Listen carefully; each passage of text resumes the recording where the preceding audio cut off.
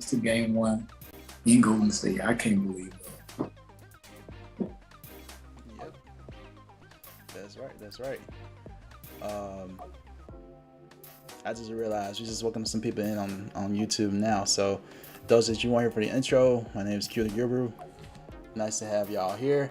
This is my co-host Zay, the executive producer. And as I was just saying, we just saw a really exciting game. I was telling Zay to tell the people what did I predict. So remind them one more time for the folks that wasn't here, because you had to make sure we connect to YouTube. So go ahead, come on. Yeah, man. Q, he was out here using his guru powers to see the future. Like he called it Celtics for the series win. I went with the Warriors. I expected the Warriors to take care of business at home, but it looks like the Celtics prevailed in the end, man. I'm really surprised to see them give up. Well, not give up, but lose like that in the late half of the game. Yeah, so with that being said, let's go ahead and get into what happened. Let's go ahead and initially react to this game. So as you guys know, the Celtics defeated the Warriors in game one. The final score was 120-108. I know that seems like a kind of big score, but the game was actually closer than what the score seems to be at the end. And just Boston just came on out in the fourth quarter. Thanks to several key players. Al Horford, Pritchard contributed tonight. You can go to multiple people. Jaylen Brown for sure stepped up. What's your initial reaction to this game? Man, big team win by the Celtics. The Warriors, I thought for sure were like in the driver's seat for the first half of the game at least. And for me, it was just the rallying in the fourth, the like 17-0 run to close it out was crazy. I don't think I've ever really seen it like that. And I just knew, I was just expecting a big game from Steph. After he made 6 threes in the first quarter, I'm like, man, okay, he's ready. He's going. He's got it going. The Warriors are going to be fine, right? And for the most of the game, they had the lead. They went up 10 in the early, first quarter, I think it was. And then second quarter, Celtics started to make some noise on defense. Steph was able to get a shot in. They kept it close for the most part. Jason Tatum struggled, but, like I said, I think it was a big team win. Al Horford made some key shots down the line. Marcus Smart making key defensive plays. Jaylen Brown stepping up, making good big baskets. Derek White, another guy that you were predicted to have impact, was very much so an impactful player tonight, making some big shots, just brave plays. So I got to give it to him, man. I did not expect them to go into Golden State and take one, but they did. So that could shape the series. But I expect I expect Golden State to bounce back. I mean, yeah, I think if you're any NBA fan, you should know to not sleep on the Warriors. Mm-hmm. But at the same time, this game has taught us, don't sleep on the Celtics. I mean, this game went exactly how I said. It's crazy. I said it was going to be a close game. Yeah. I said the Celtics were going to pull it out anyway. I was getting nervous. Listen, the first quarter, I was nervous because Steph was on fire. Steph was and the defense the defense the Celtics came out with was not working. I don't know. I was like, did y'all playing? Y'all know this is Steph Curry, right? Getting these open looks like this. He was wide open for a couple of threes, not just one. And you know how they work the screen game. Yeah. It's not be effective defending the screen game. To not have the assignments ready. Is this person going to hedge? Are you going to go over? Are you going to go under? Like I really thought they would have that settled. I really did, but they didn't. That was definitely surprising. But and Jason Tatum, he came out kind of just flat. Yeah. I was like, it kind of seemed like he was forcing it a little bit too, especially in that first quarter. It looked like he was kind of forcing it. He was pushing. Yeah, he wasn't getting to his game flow. Basketball is a game of flow. It's hard to just force it. Even some of the most talented players can't force it. Yeah. So it looked like he was trying to force it out there. I don't know, it was like nerves. At first I was like, is the nerves getting to him? And because no, it is a game, it is the finals now. Mm-hmm. And you are in the Oracle. We call it Waracle. It's not Waracle anymore. It's Chase Center now. I don't know what they call it now. Warriors fans, what do you call this arena now? It used to be the Waracle. What do y'all call this now? Anyway, whatever it is, these Warriors fans can go crazy at home, playoff environment. I was starting to think was it getting too bright for him a little bit, but he stepped up a little bit. He had a poor shooting performance, but overall he was able to get some decent stats though. His final stat line was 12 points and 13 assists. He got a double-double. I'll say this though, his passing game was very impressive. And he is an underrated playmaker. And honestly, when you think about it, he is one of the best. He's like the best playmaker if you think about it. I mean, Marcus Smart is a good passer. Jason Tatum, he has a little bit of that eye, I think that passing IQ is like a little bit. It's up there, and he only had 2 assists. 2 assists compared to 13 assists. That's awesome. 2 assists compared to what now? I say he had 13 assists to 2 turnovers. Oh, okay. Then that's an amazing stat. Yeah, for sure. So although he wasn't scoring, he was doing a good job getting his guys some shots. Yeah. So that's awesome. Shout out to him. And big Al Horford, man. Al Horford. First finals appearance after so many playoff games. This is his first finals, and to perform like that.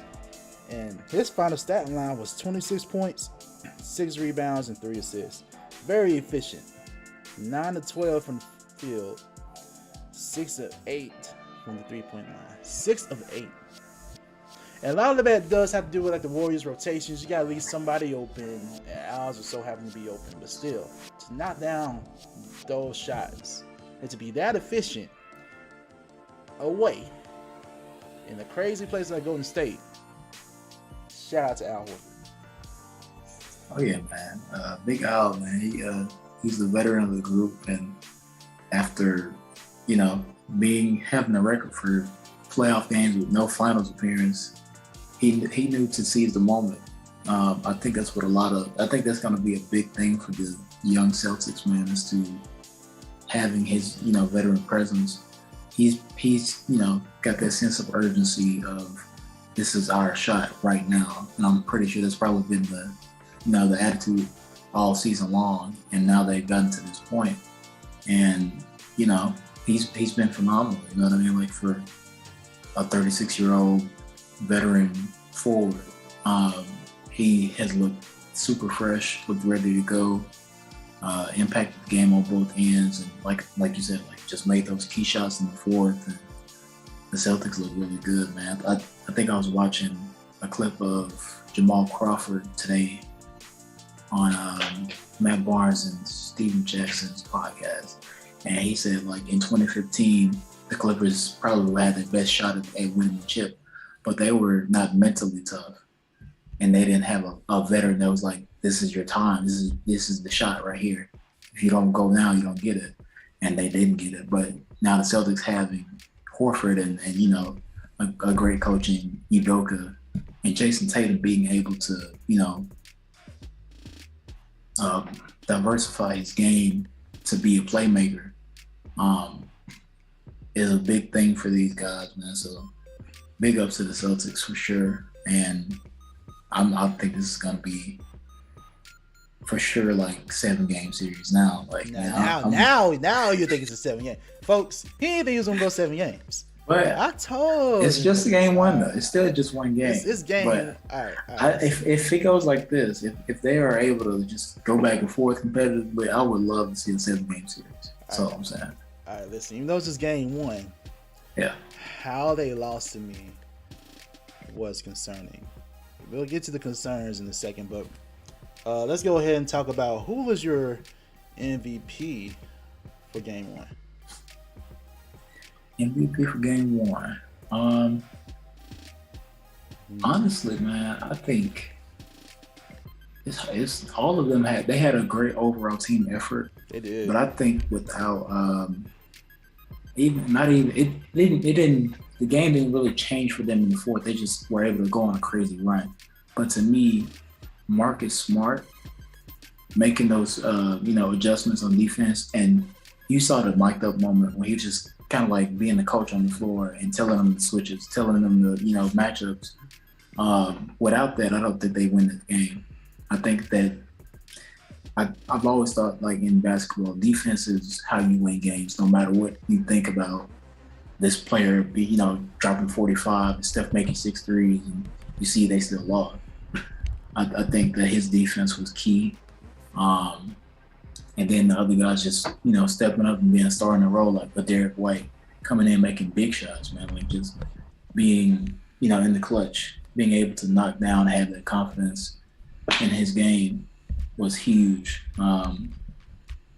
But I think I would say Marcus Smart for sure. He made some big shots throughout the game, and that defense can't be denied. Yeah. I mean, you can't go wrong with anyone from the Celtics side. Like, again, Pritchard was effective, right? Sorry, coming out. So, yeah, Pritchard was effective. Marcus Smart was effective. Jaylen Brown as well. Al Horford. Jason Tatum with his passing numbers. And, yeah, you can't go wrong with anyone from the Celtics. I would say that big run is what did it. And you were right about the spark, and I'll just add to that. You can't win without scoring either, though. You gotta score. Oh, yeah, and sure. I'm gonna give big ups. It's kind of tough because I want to kind of give to Jaylen Brown because he's the one that really kept them in the game.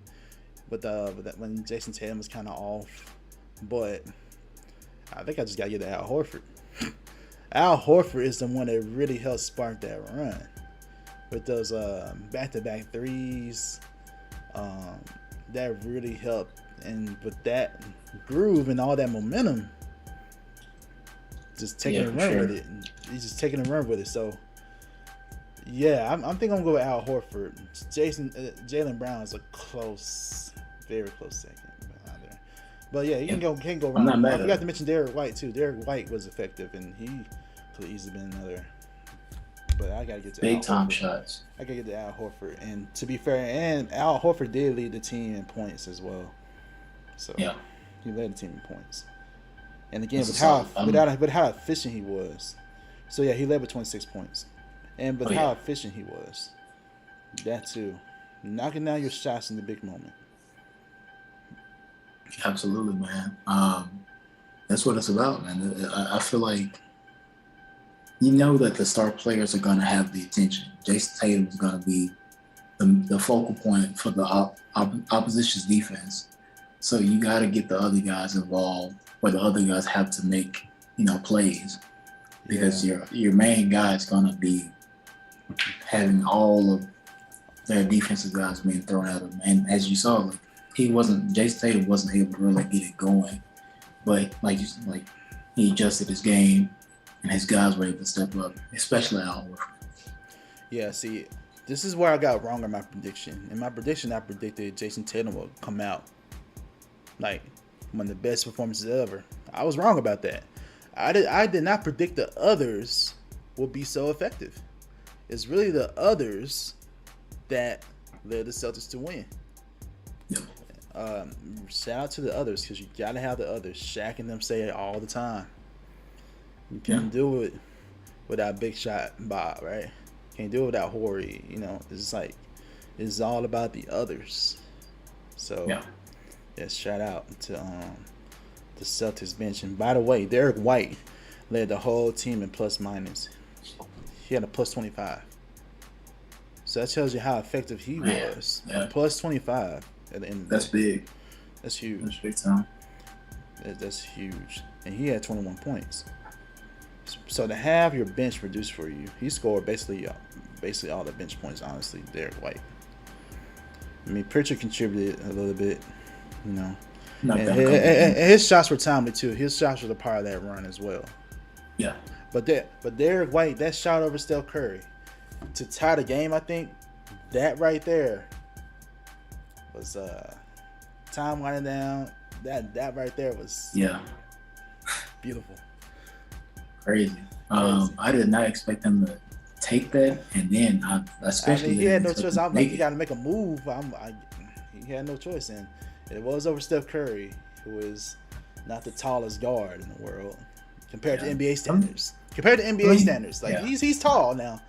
I'm not calling him short. He's tall, but compared to other guards, you know, you can get a shot over him. So yeah, big shot. It was a huge shot. So he could easily be that just for that moment right there. So now let's get into what went wrong for the Warriors. It's so weird. Golden State was up like pretty good. They had 10, 12 point leads at some points. They did, but Boston will always stay in it. That's what happened. For example, the first quarter, Warriors won that quarter 32-28. Right? Mm-hmm. Then the second quarter, the Celtics really made a run, and they won that quarter 28-22. Yeah. And the Warriors won the third quarter 38-24. And this is where it messes up for the Warriors. The Celtics scored 40 points in the fourth quarter. 40 points to their 16. So that's what it's all about right there. Basketball is a game of runs. True. Yeah. But to let a team score 40, that's not going to cut it. I'm sorry. That's not going to cut it.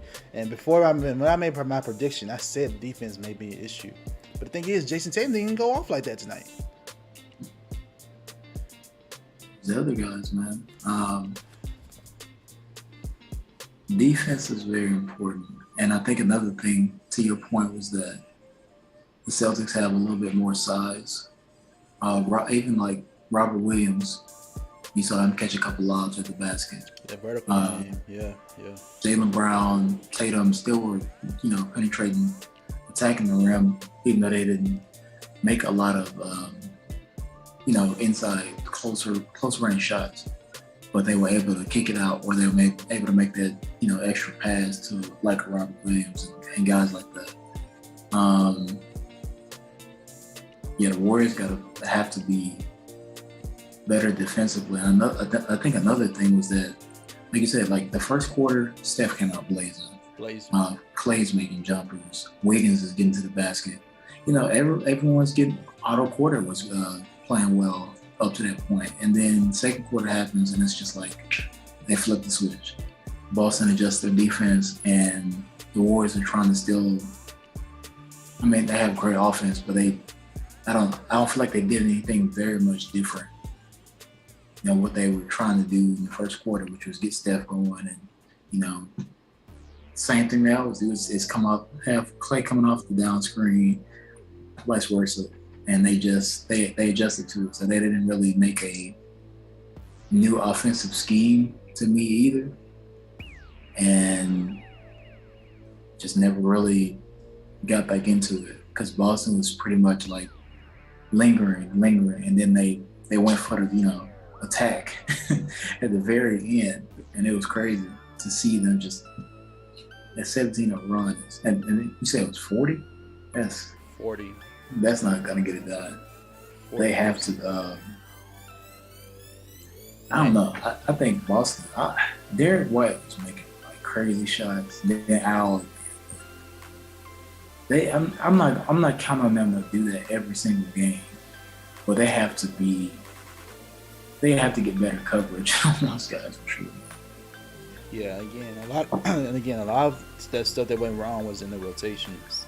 Because based on how they rotate, they were playing zone at 1.2. It's like the Warriors are trying to respond with the defensive scheme.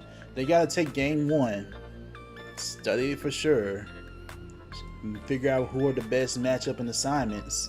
Because again, they put Kevin Looney on Jason Tatum in like the first quarter or whatever. I mean, and they ain't stick with that. But I'm just saying that I think they're just trying to see what they can do. And Jason Tatum is not gonna play like this throughout the whole series. You just gotta believe that. Just like you're saying, it's hard to believe that the others will step up like that. But to step up like that in game 1,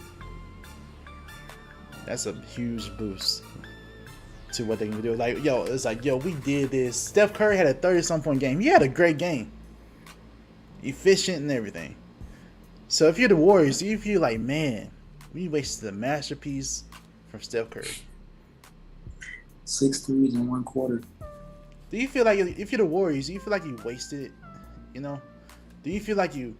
A lot of people say this a lot, and this question is kind of stupid, but I get what they're trying to say.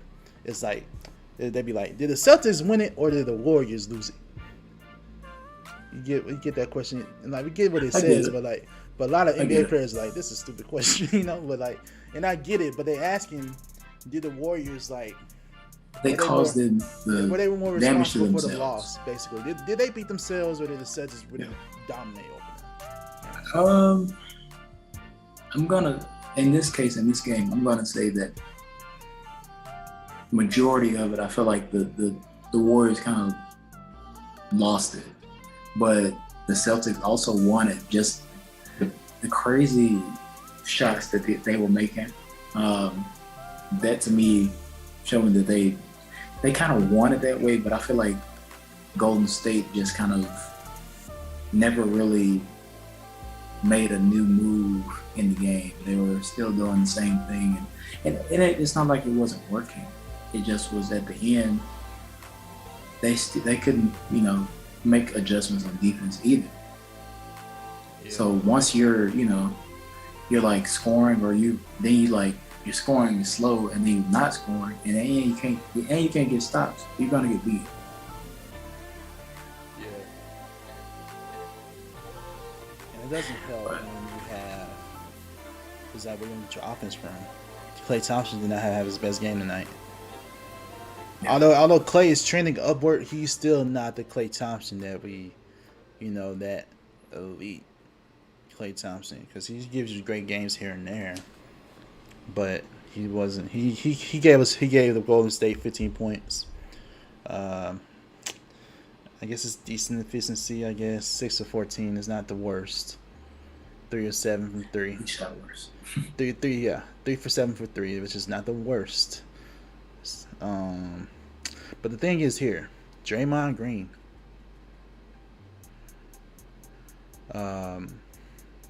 He had 4 points, 11 rebounds, and 5 assists. This is a big thing here too. 2 for 12 shooting.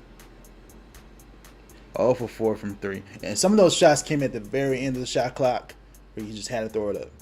I get that. And some shots, they deliberately left you open. You just couldn't take advantage of it. And that's the perfect game plan if I'm Celtics, because the last great Draymond Green performance was in Game 7 in 2016. If they won that game, he probably would have been Finals MVP. Remember? Yeah. That Draymond Green. And I ain't gonna lie, Draymond Green been doing a whole lot of talking before this game. we might get into that. That's who he is. We might get into that for the live on Saturday, but he's been doing a lot of talking. Oh yeah. And my thing is, you don't want to give them extra fire. You remember we seen the result of that with the Heat and Celtics. You're a Heat fan. I mean, but it worked out for y'all that game because nobody was thinking you guys would win that game. Yeah. I'm sure a lot of people didn't think the Celtics would win this game. But the more I heard Draymond making these comments, I'm like, man, he just getting more fuel to the fire here. He just loves to talk, man. He loves to talk. He does. That's not working. Yeah. But for real though, they deliberately left him open. Klay did not have his best game. Andrew Wiggins gave you about what I expected. He gave you 20. I thought Wiggins was decent. He was decent. He didn't really cause them to lose. But Steph did have some. He does it sometimes. Some weird passes, at least the turnovers, in crucial moments in the game. Yeah. You know, that he tried to give a pass to Iguodala. I'm not sure how. I don't know if Iguodala wasn't ready for it, if the pass was off. That was just a bad turnover in that situation. And right at that turnover, Boston scored with Jaylen Brown, and that's when that run kind of picked up. So, turnovers. And the turnover game wasn't even that big of a difference. Golden State had 14 turnovers to the Boston 12, but it's when you get these turnovers that matters. It's timely, yeah. It's timely, yeah. So that's what mattered. Rebound game was equal. Although in the beginning it seemed like the Celtics were getting like almost all the rebounds for a second based on how different parts of the game, but they actually equal in the rebound game, 39-39. The Warriors had more offensive rebounds, actually. I was surprised to see that because I thought the Celtics had more in my mind, you know? So rebound is equal, steals, turnovers. Everything was about equal in this game, even the free throw attempts. They're about equal, so the refs were calling it equal on both sides. This literally came down to what others would step up. Boston's others stepped up, while the Warriors did not. Jordan Poole, I don't think he had a good game. Nah, he. I don't think he had a good game. I don't remember him making maybe like one. I can only remember one shot that he made. Honestly, it was one of those games where it's like, did he play? Like I don't remember. I don't know the impact. Normally he makes an impact. It's like, did Jordan Poole regress? I don't know. We have to see in game 2, but he only had 9 points, 2 for 7 shooting. That's more than I expected. 4 turnovers. So he contributed. He had the most. He had the most turnovers on his team. Yep. Yeah. He was responsible for 4 turnovers. That's terrible. Finish was -19. That's bad. I mean, yeah. I don't expect him to be just elite in the finals because it is his first time as well. And I'm not excusing his turnovers and everything, but I think that for the Warriors, the turnovers are going to be a big key. They have to control that because Boston they're going to get out and run. They're going to get in transition. Same way in Miami. I mean, it wasn't as bad as like a few of the games in the Miami series, but that's definitely something that they will hop on and take advantage of. And, you know, I think that gets their guys going a lot too.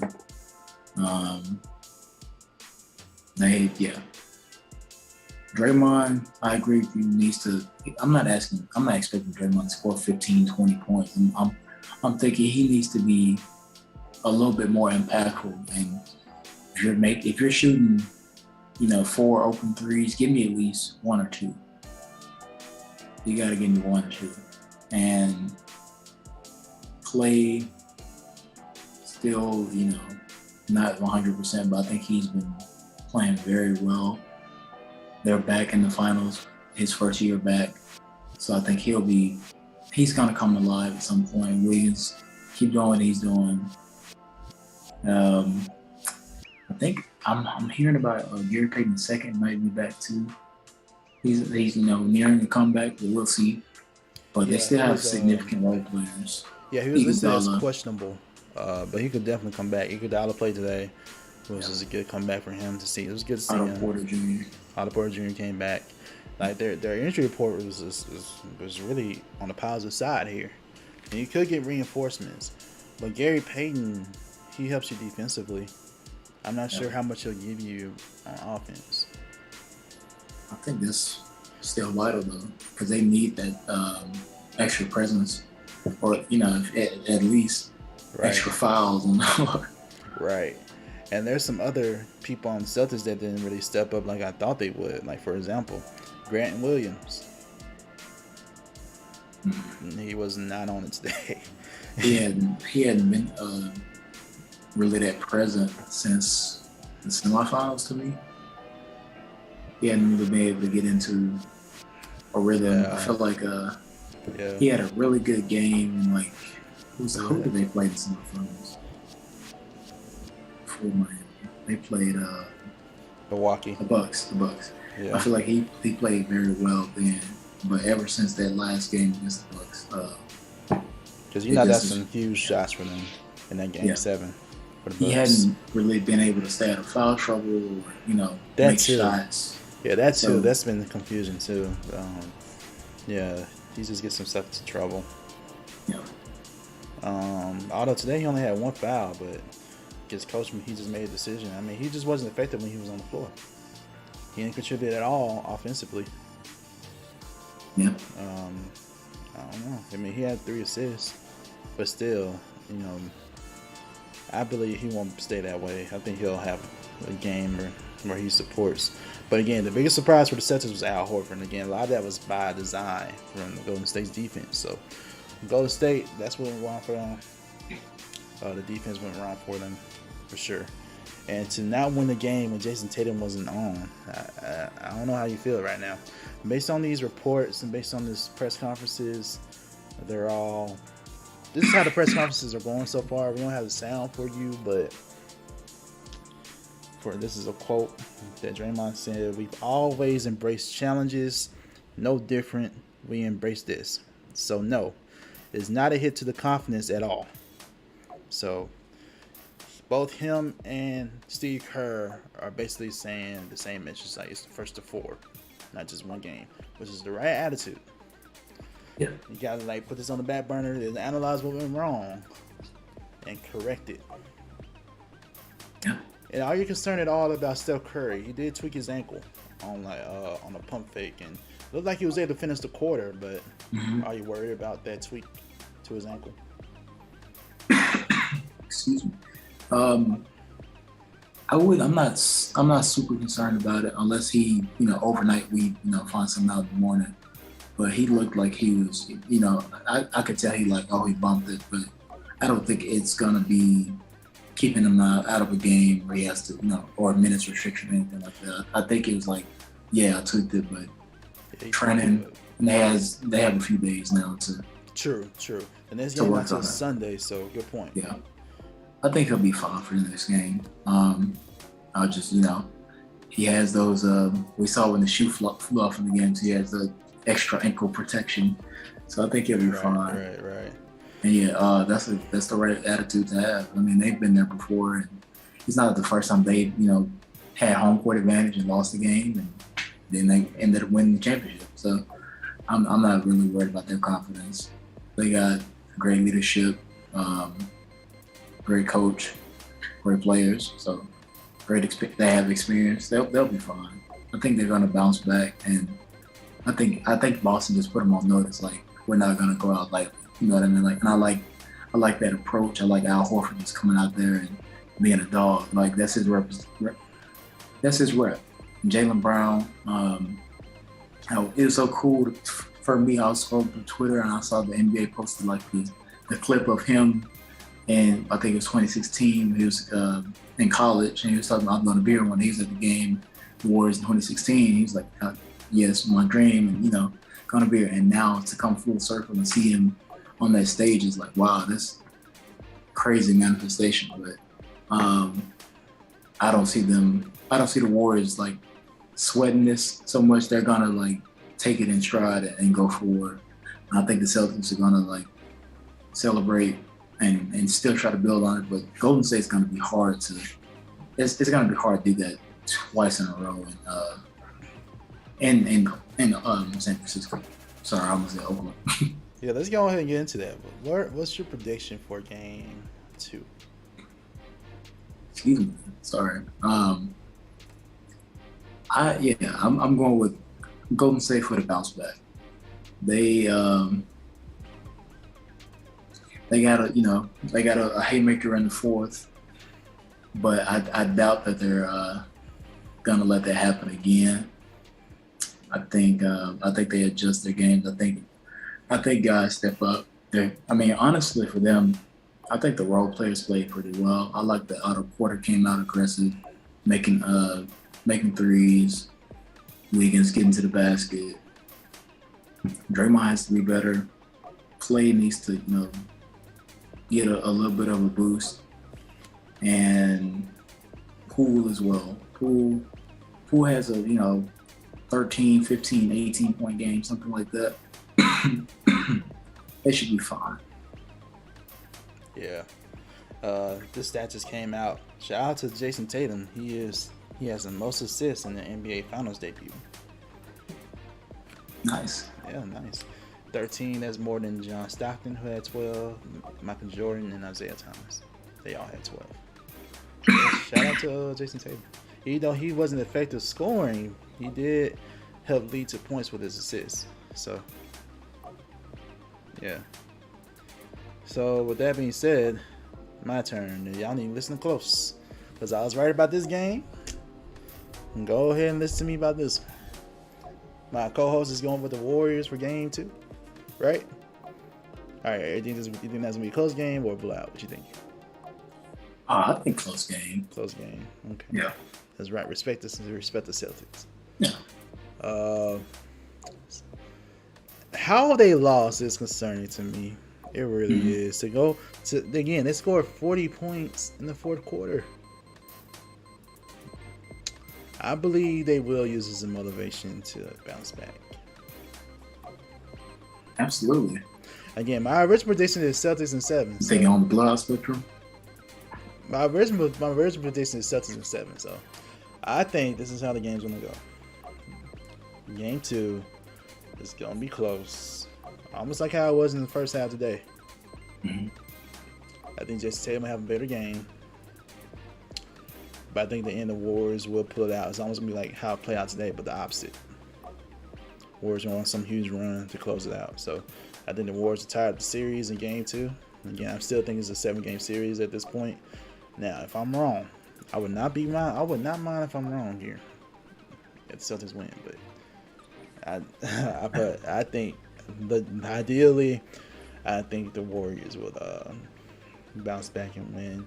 I think they'll get more contributions for more of their others. I can see Wiggins, like you said, being still getting to the hoop, being physical. I think Draymond Green will bounce back. He'll knock down a shot or two. Like you said, at least contribute some way. Like if you're shooting 4 threes, at least make one of them, right? I think Klay Thompson will have a better game than he did tonight. I don't see him having like a 30-point game or anything like that, but it'll be better than what he had tonight. And there's going to be an X factor. I think he'll definitely crack 20. And there's going to be an X factor for the Warriors that's going to really help them step up. I can try to make a prediction as to who that'll be. I'll be interested to see if Gary Payton will play. If he does, he will be a candidate for that, to be that X factor. But somebody is going to have an unexpected, good game. Great game. It could come from Jordan Poole. Logistically, if you're an NBA fan, you probably think it's got to be Jordan Poole based on that sentence. But we'll see. It's going to be somebody from that bench that really contributes highly to the Warriors winning. So, yeah. We'll see. That's my prediction. I think we both agree. Warriors are going to win game 2. They gotta make those adjustments, though. Yeah. They have to make those adjustments on defense. And they have to. Any final thoughts on the game today? Other than the 17-0 run and Golden State just kind of getting run out of their own building at the end, I enjoyed the game. I think it was a competitive series. I think we both are on the same page. I feel like the Celtics kind of came out a little shaky, a little nervous in the beginning, and they had to let the dust settle, and they got adjusted. I hope to see Steph do what he did again and just continue through the whole game. And honestly, like you said, I think the Warriors will adjust, and maybe they'll get into that patented third quarter run, because they couldn't really. The Celtics started making the adjustments from the second quarter on, and they didn't really go on a big run. Celtics went on the fourth quarter run. So I say this time we're going to see a big third quarter like they usually do, and they'll take it from there. Yeah, that wouldn't surprise me either. And if you're the Celtics, you most likely going to stick with your same game plan. But especially defensively, keep doing what you did on defense for sure. Marcus Smart, lock that in the vault. Keep that in your mind what you did, but that adjustment, keep that in the vault. Good game from Marcus Smart. Make those proper rotations in your defense.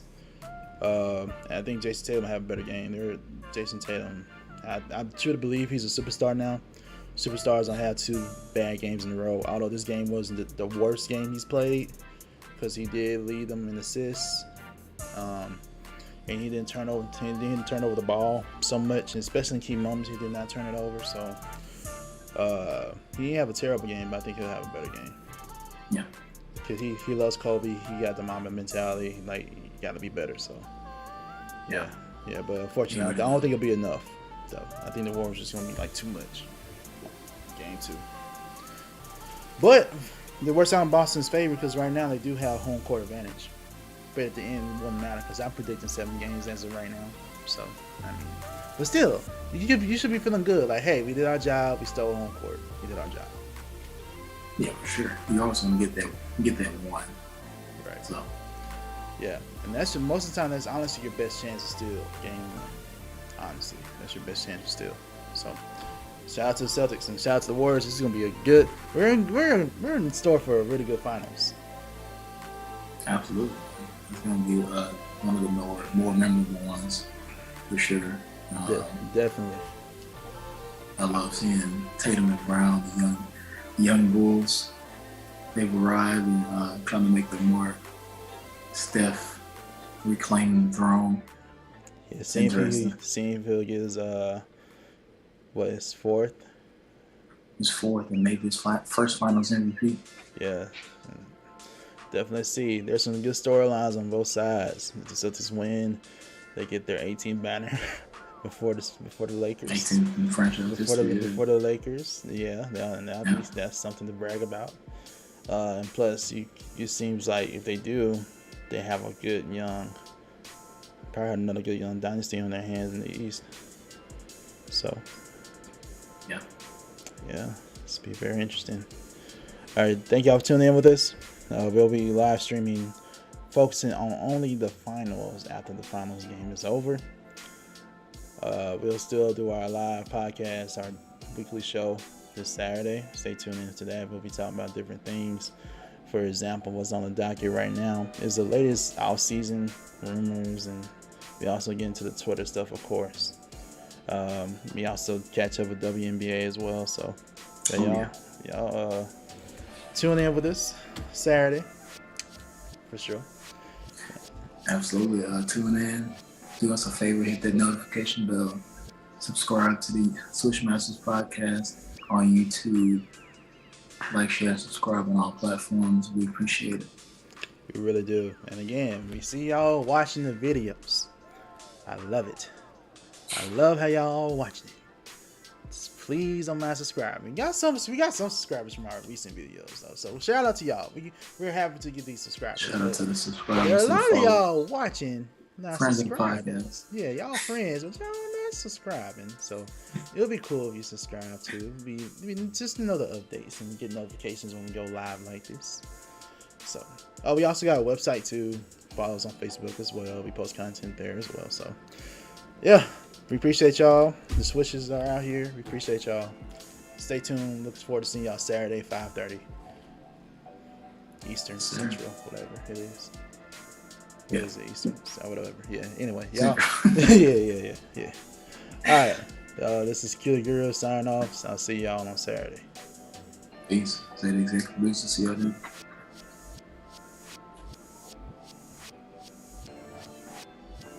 What up? Thank you for tuning in to the Swish Masters Podcast, and thank you to our sponsor, SS96. Visit ss96.net and use the promo code Swish Masters for 15% off. Yeah, that's right. You heard me right. 15% off on all store items. Hats, hoodies, t-shirts, whatever you need, SS96 has it. Also, don't forget to go and check out that music from Straight Stoner, produced by yours truly. You know what it is, Gut Gang, mobbing, sleepwalking. We out here. Thank you.